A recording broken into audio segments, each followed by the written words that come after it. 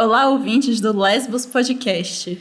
O seu entretenimento sáfico para os momentos de tédio. Eu sou Diana. E eu sou Bia. E hoje a gente tá aqui com mais uma convidada para contar pra gente como que foi o primeiro beijo lésbico dela. É bom a gente lembrar também que o Lesbos Podcast, ele tem uma transcrição que vai ser feita dos episódios, desse e dos próximos também. E a gente vai divulgar a transcrição através do podcast lesbos.wordpress.com para as pessoas que possuem deficiência auditiva conseguirem acessar os conteúdos dos episódios. Vai lá, Marcela, é contigo!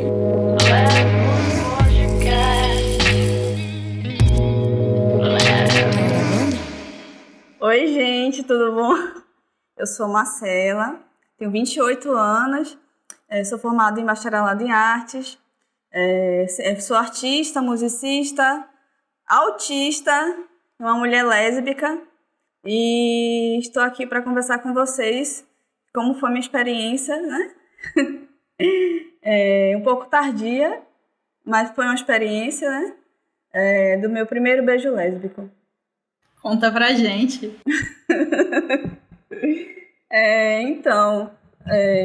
Eu era membro da igreja antes. Eu saí da igreja, eu tive uma crise, né? Nesse momento eu não sabia que eu era autista, nem nada do tipo. Eu recebi um diagnóstico tardio, aos 28 anos mesmo. E foi muito difícil eu ter saído da igreja, porque eu mudei minha rotina. Mesmo assim, eu quis sair da igreja, porque era muito difícil lidar com essas questões, porque o pastor pregava muitas coisas bíblicas e também muitas coisas que não eram da Bíblia, e existia muito preconceito, e eu ouvia muito preconceito. E eu, como pessoa artista, eu nem estava ainda na faculdade, e eu já achava tudo muito errado. Eu achava tudo muito errado. Então, eu fiquei me perguntando por que eu estava na igreja. E também me sentia culpada em por que eu estou começando a sentir atração por mulheres. E foi assim que eu tive uma crise depressiva, saí da igreja. E agora eu consigo entender que a crise depressiva não foi somente pela questão de não me aceitar naquele momento, mas da mudança de ritmo, da mudança de rotina que eu tinha, com uma mulher autista. Então, a mudança de rotina também me deixa muito mal.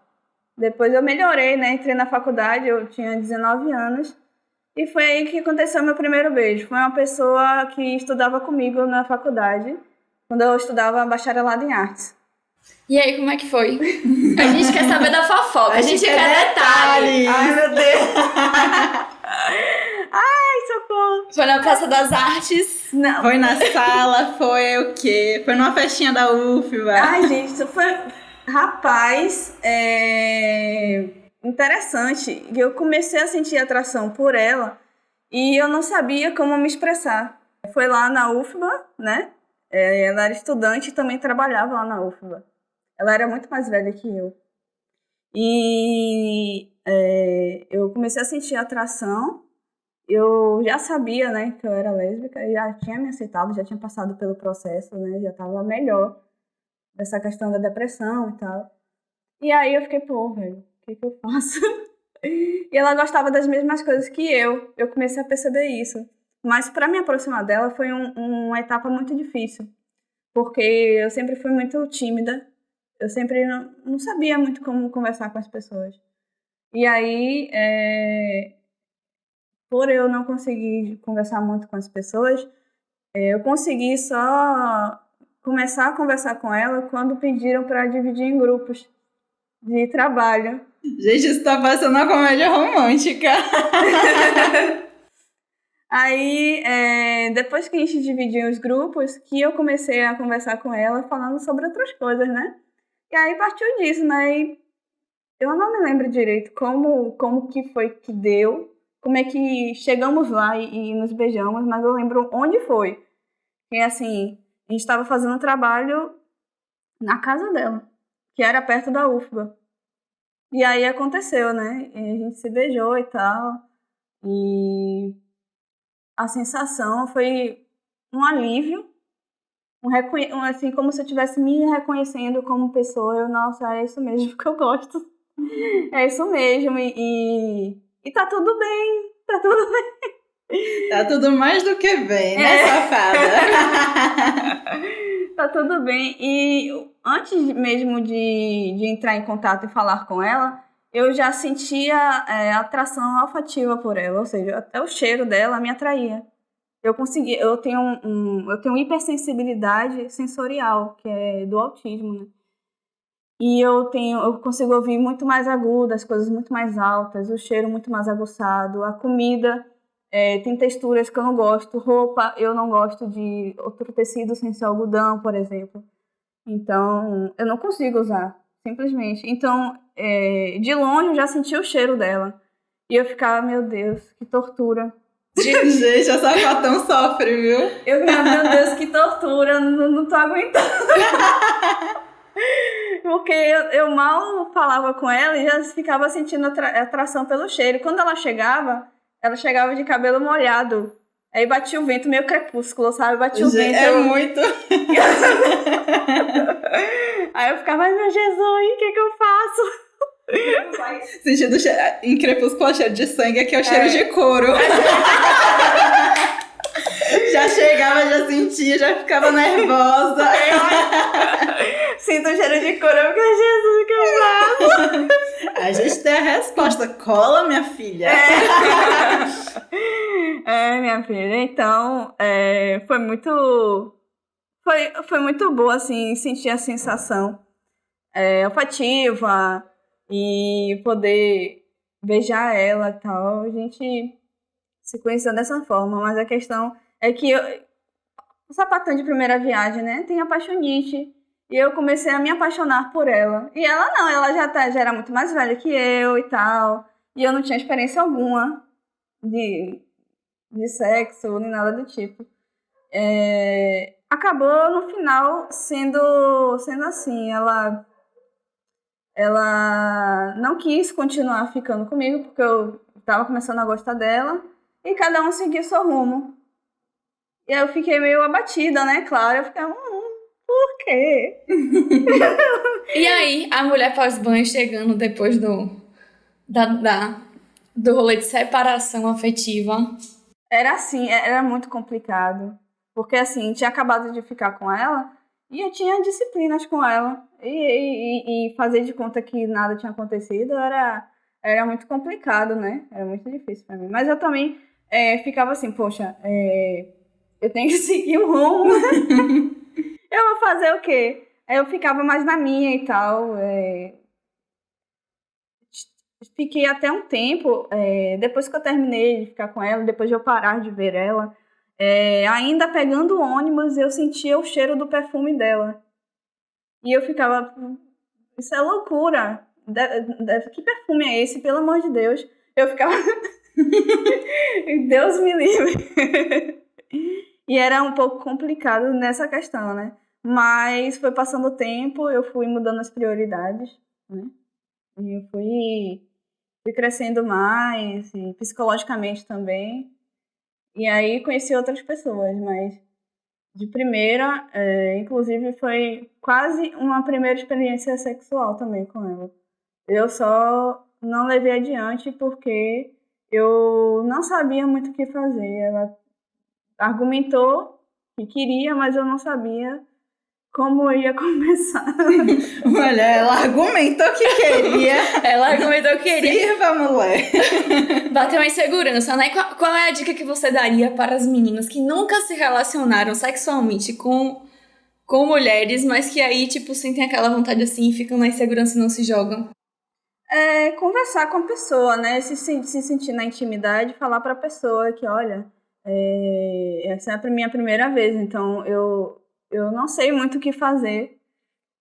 Então, por favor, vamos com calma se você quiser continuar comigo. Eu acho que às vezes a gente até sabe, mas a insegurança é tão grande que a gente acha que não sabe o que fazer, né? No meu caso, eu levantei assim, não vou fazer isso. Aí eu botei minha roupa e não vou. Aí eu fui embora. E acho que também, tipo, tem algumas questões, assim, tipo...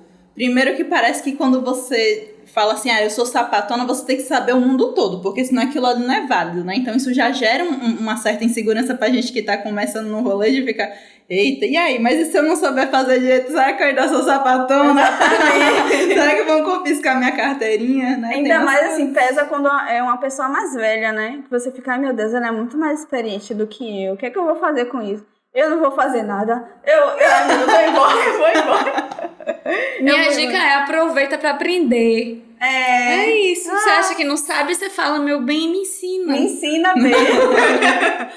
Vem cá me mostrar o caminho das pedras. Daqui a pouco a gente tem que falar sobre sexualidade aqui. E deveríamos falar mais sobre isso.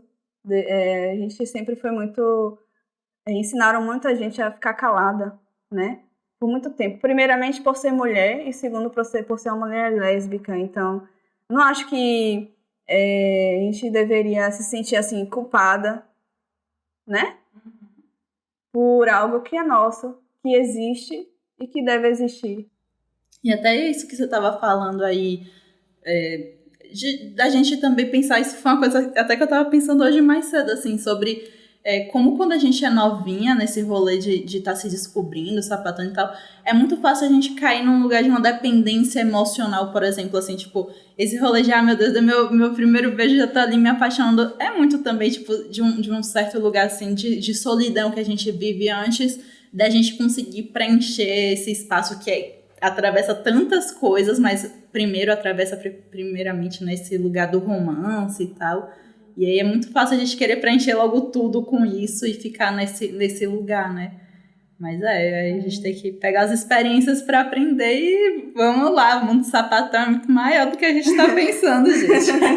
A gente dá prioridade, no início a gente dá prioridade ao primeiro beijo, né? A primeira pessoa, aí fica nesse foco da pessoa, aí esquece o que está acontecendo ao redor. Mas isso acaba sendo algo normal, porque é uma nova experiência, né? E a gente é algo que eu posso dizer a vocês que é como um vício. Logo a primeira vez que a gente experimenta, a gente quer continuar experimentando. Amei a meu sapatão vicia, gente. É sobre isso. Acabou a história aqui. O que a gente veio, a mensagem que a gente veio pra trazer pra vocês é: primeiro beijo é bom porque vicia, nunca mais você vai querer outra coisa senão mulher. É sobre isso. Exatamente. Mas assim, aproveitando que você tocou nesse aspecto da questão autista e como isso impactou na sua primeira experiência, não sei, assim, a gente fala muito pouco ainda sobre esses espectros né, de condições psíquicas, emocionais. E aí eu queria aproveitar para te perguntar, assim, tipo, dentro do mundo sapatão, como é que você se enxerga e como é que você se sente recebida dentro desse contexto? Assim, como eu recebi o meu diagnóstico tardio, eu comecei a me compreender mais depois disso. Antigamente eu ficava me cobrando demais, cobrando ter que ser alguém que eu não sou, fazer coisas que eu não sei fazer e eu não consigo fazer, né? Eu acho que hoje em dia eu conheço pessoas que são lésbicas e são autistas também, do grau 1. E eu consigo conversar com elas e ainda converso, eu consegui fazer amizades. Agora eu tenho mais amizade, eu tenho amizades com mulheres autistas, mas antes eu não tinha. E então eu não sabia como era lidar com certas coisas. Hoje em dia eu consigo conversar com elas e quando elas podem, claro. Mas aí eu me sinto mais localizada, sabe? Mais localizada. Agora, em questão de relacionamento, eu diria que antes de eu saber de mim mesma, era um pouco mais difícil. Era um pouco mais difícil porque eu me cobrava para ser muito comunicativa, me cobrava para ser uma pessoa muito mais atenta.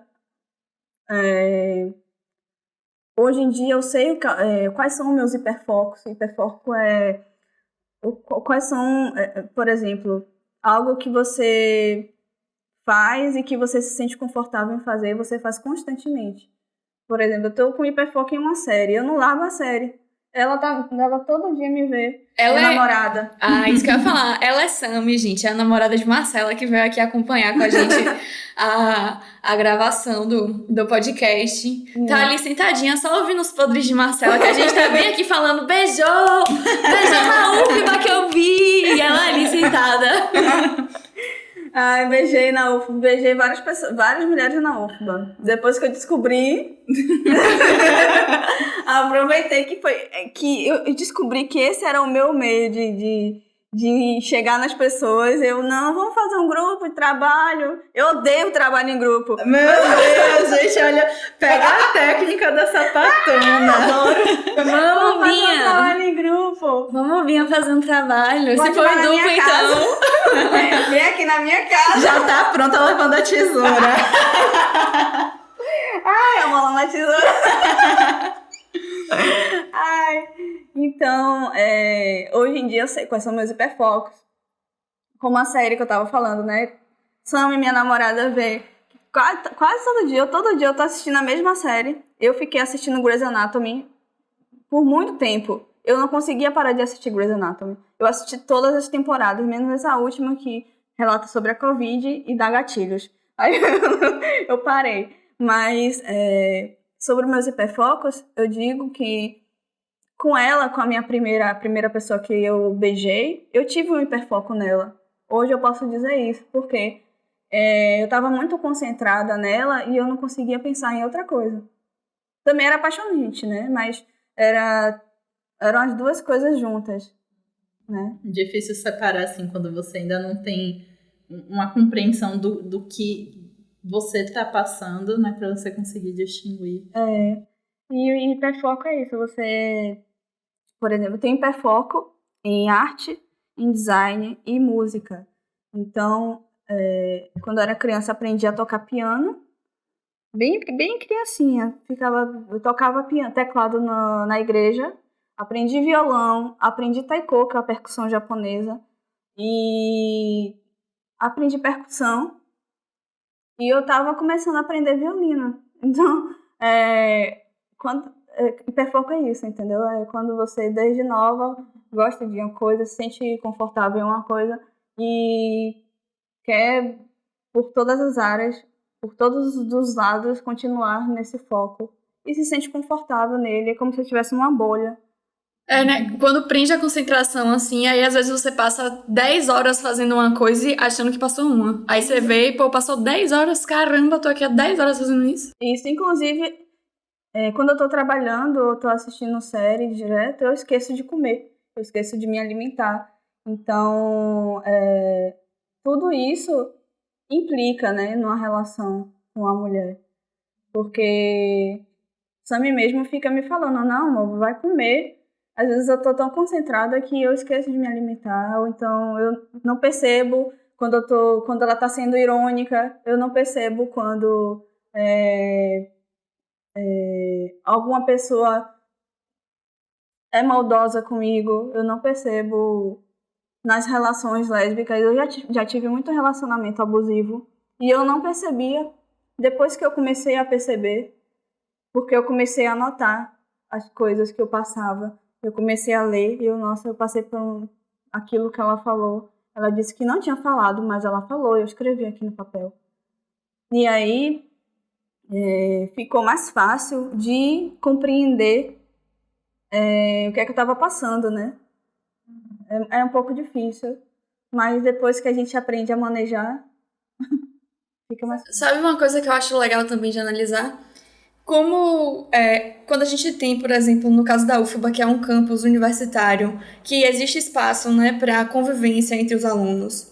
E é um espaço que, em tese, a gente se sente seguro porque é um lugar aberto à diversidade. Esses espaços acabam se tornando espaços de convivência também pra gente desenvolver relacionamentos, né? Como acontece, por exemplo, como aconteceu com você, por exemplo, né? De ficar... Porque a gente ficou falando muito aqui de tipo, te vi beijando na UFBA. E aí é legal, isso é bom, porque às vezes existem várias mulheres e, enfim, pessoas que estão inscritas, né? no cenário LGBTQIA+, e que não se sente confortável e que não tem esses espaços que abraçam, né, a diversidade, e como isso é importante pra gente ter um espaço, e um espaço acadêmico, porque muita gente, inclusive, sai da academia por conta dessas questões, né? É verdade. Ter um espaço acadêmico que abrace a gente, como a gente é. Isso é muito importante, né? E aí eu lembrei disso aqui, achei legal comentar. A faculdade é uma porta pra gente se conhecer, né? Pra gente se sentir mais na liberdade. Nem todas, né? Mas... nem todas. Mas acho que a gente teve esse privilégio, né? Todas nós viemos da UFBA e foi muito esse ambiente, assim, de... realmente, assim, pra mim também foi muito esse ambiente de me permitir explorar. Eu fiquei gastando na festinha da UFBA porque era muito isso, né? Quem nunca foi numa festinha da UFBA? Quem nunca paquerou numa festinha da UFBA? Gente. E é bom que a gente tenha esses ambientes em que a gente se sinta segura, né? Porque a gente fala muito fora daqui nos bastidores, de como ainda é difícil em Salvador a gente ter esses espaços em que as sapatonas ocupem e se sintam confortáveis, né? Uhum. Você tem muitos ambientes que são LGBTQIA mais friendly, né? Mas aí você entra, tem um monte de homens brancos, gays, quase heteronormativo. Aquela bem bicha padrão. hétero padrão. E aí a gente sapatona ainda é capaz de sofrer ainda misoginia, várias coisas assim, né? Uhum. Mas então, que massa, assim, que a gente tem esse ambiente, que massa poder ouvir um pouco da sua experiência também, Marcela. Acho que é muito importante. Eu acho que isso que você falou do hiperfoco é muito importante, a gente não pode confundir, né, uma coisa tão delicada quanto, né, você está inserido no espectro autista com, por exemplo, uma sapatona emocionada, né, gente? Vamos parar com esse estereótipo aí tão rápido. Eu acho que primeiro que se a sapatona é emocionada, aí a gente também tem que pensar quais são essas questões, né? Acho que a gente tem que parar um pouco desses rótulos muito prontos e realmente, como você falou, tá aberto para conversa, né? A gente precisa criar dentro das nossas relações seguras também, né? Relações de confiança, em que a gente não fique só nos estereótipos e com medo de se aprofundar aí nas coisas. E também parece que tem muita gente que tem medo, né, de, enfim, libertar os sentimentos e demonstrar o que de fato sente. E aí, eu acho que quando a gente se relaciona com mulheres, isso é uma questão que fica, talvez, um pouco menos... Não sei, que a gente se sente mais confortável, talvez, em demonstrar o que a gente sente. Uhum. E aí, essa confusão em chamar a sapatão de emocionada, quando, na verdade, ela só está se permitindo viver, né? Se permitindo sentir, né? Se permitindo sentir. Coisa que, muitas vezes, num relacionamento hétero, não é possível. Primeiro porque, às vezes, quando a gente sente, a gente é colocada como louca. É verdade. Acontece com alguma frequência, né? E também por conta dessas questões, né? Do machismo... dizer aos homens que eles não devem sentir, os homens não devem chorar. Então, eu acho que isso acaba sendo um pouco mais difícil no relacionamento hétero e mais fácil em alguns relacionamentos, nem todos, viu, gente? Sem estereotipar, porque tem muita gente problemática nos dois lugares. É verdade. Com certeza. Mas eu acho que talvez em relacionamento com mulheres sejam mais fáceis, assim. É mais fácil da gente conseguir demonstrar o que a gente sente, né? A gente tem menos receio, menos medo disso. A gente acho que tem essa coisa meio de esperar uma empatia, né? Se sente mais confortável, porque também tá lidando com outra mulher, né? Aí, por isso que eu disse, quando você não se sente confortável e você tá com vontade, mas se sente insegura pela sua primeira vez no sexo, é importante você falar com a sua parceira. Nem que seja assim, olha, calma. É bom falar que se ela for cuzona, você já descobre, já vê que nem vale a pena a experiência. Passa pra próxima. Exatamente. Então é isso, gente. O podcast hoje foi pra gente ensinar sapatão a caminhão. Larga o freio, caminhão. Vai lá, se emociona. Tá tudo bem, tá tudo certo. E vamos ter paciência, vamos ter conversa pra gente ter relações saudáveis. Vamos aproveitar que a gente já tá destruindo tanta coisa desse patriarcado e vamos acabar com silêncios também, né? Vamos construir relações baseadas no diálogo, na confiança. Muito e bem, é isso. Quase uma terapia aqui. Vamos fazer terapia em grupo, gente. Sapatonas do Brasil se unam. E a com gente... certeza, gente. Não pode falar. E é isso, a gente se vê no próximo episódio. Tchau, Beijo tchau. grande, tchau. Beijo. Lembrando que o Lesbos Podcast tem apoio financeiro do Prêmio Cultura Palma da Mão, Programa Aldir Blanc Bahia, Secretaria de Cultura, Governo do Estado da Bahia, Secretaria Especial da Cultura, Ministério do Turismo e Governo Federal. Nos vemos no próximo episódio. Tchau! Lesbos Podcast.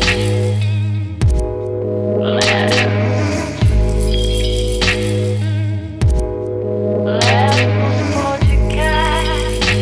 Terminamos?